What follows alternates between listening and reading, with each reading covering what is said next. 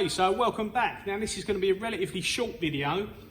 This is how to change the spindle encoder belt on my machine, which is a 1997 VF3.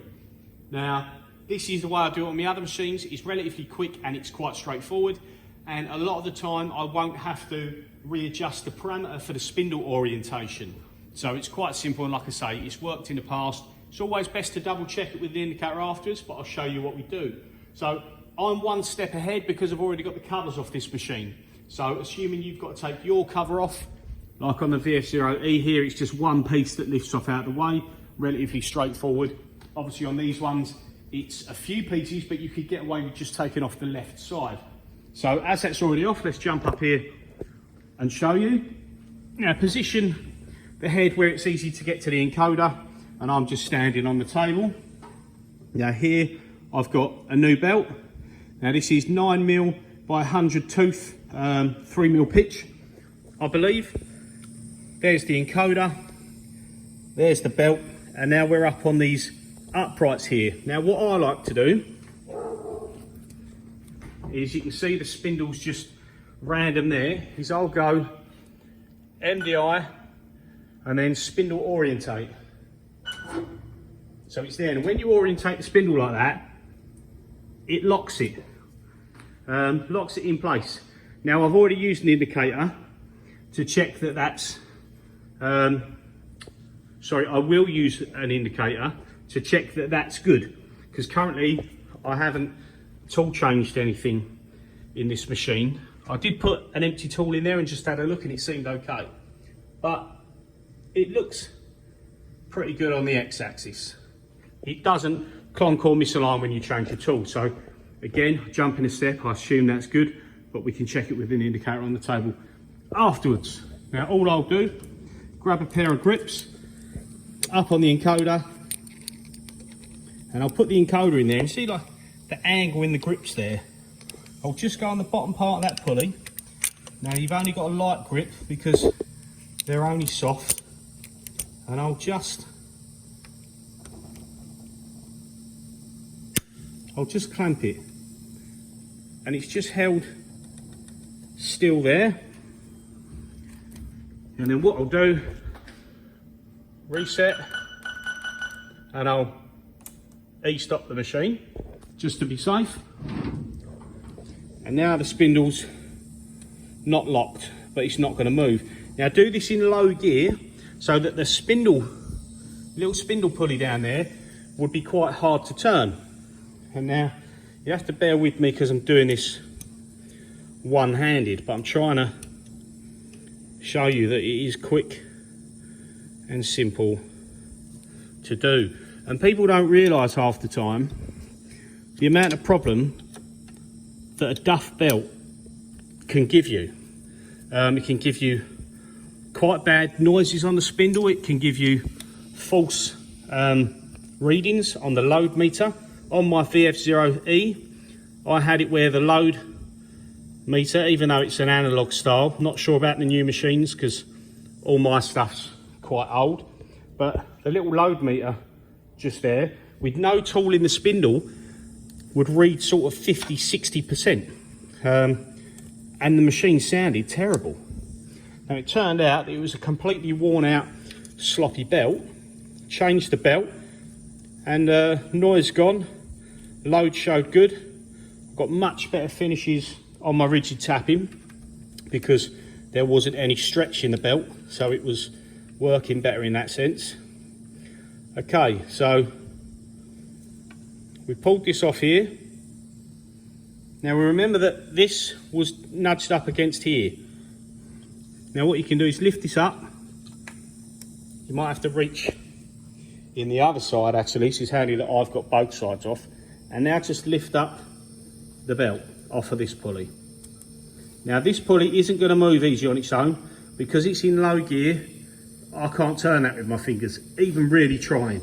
I can't turn it, but worst case, if it does turn, you're going to check your spindle orientation anyway. So you can lift this off and just let the belt drop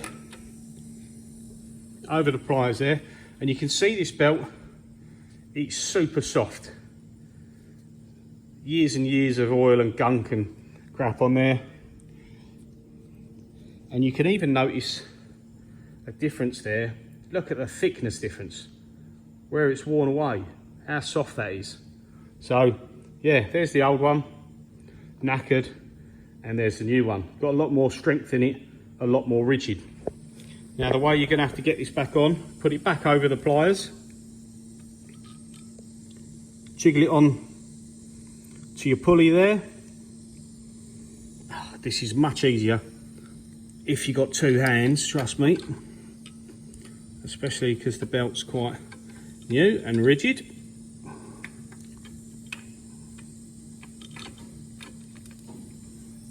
Sorry about the bad camera footage, but again, like I said, I'm trying to do this one-handed. So we've got it over this pulley.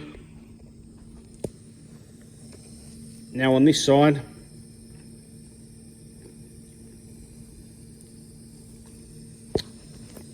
right, we've got caught on a post here. There we go. So we're over that post. Come back round this side, pull it over the pulley there, and then see how we're sitting.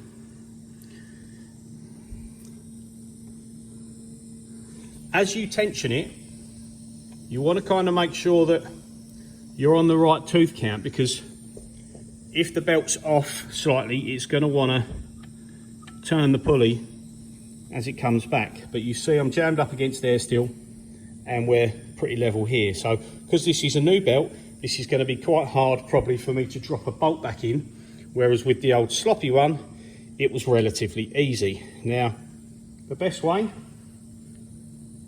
just put one corner in and get that started. Another bolt in there, and if you can, I don't know if I'm going to be able to do this one-handed because there's quite a lot of tension on that belt now. All the might in my fingers there. We got the other bolt in, and you can see still jammed up against there, so we know we're not out on the belt.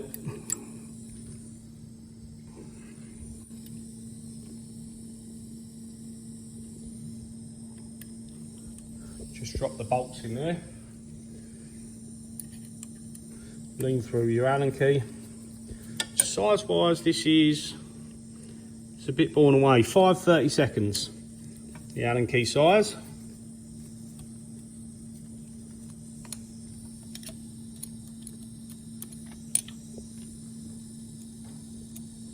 Let's try and tighten this one.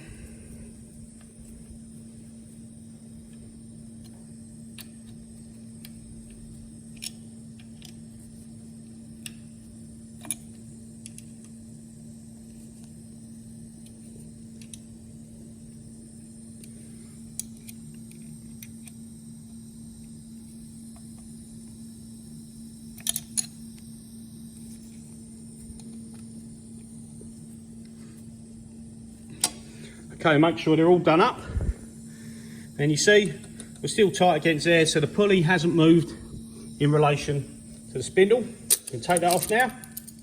And that is your belt changed. So you only need them two tools once the cover's off.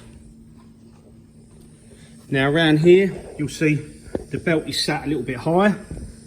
So what I'll do is I'll lean down, turn the spindle by hand, and it will start riding back into its original position. Now I'll jump down, release the emergency stop, cycle the door, and then again the spindle is in a random orientation currently. MDI, orientate spindle, there we are.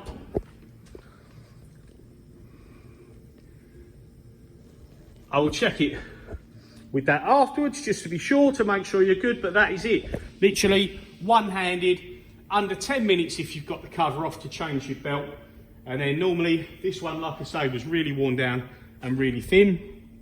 We'll go down S500, alter on that. We'll run the spindle to be sure.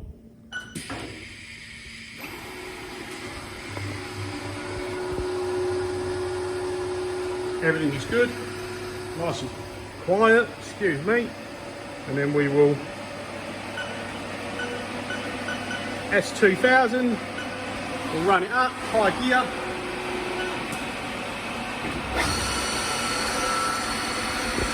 Climb back up.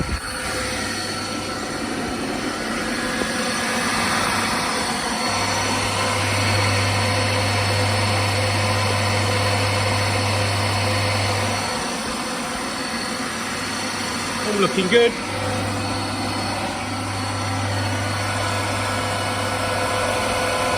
All running through.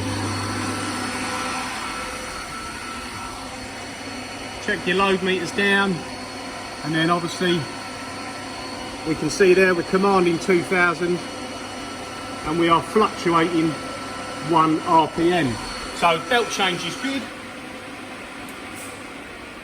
Turn that off so you can hear me. Yeah, 10-minute belt change if you've got the covers off, just to be sure. Use a dial indicator on the bed with the x-axis and just make sure that that is running true. I'm confident that's okay, so I'm going to leave it as it is.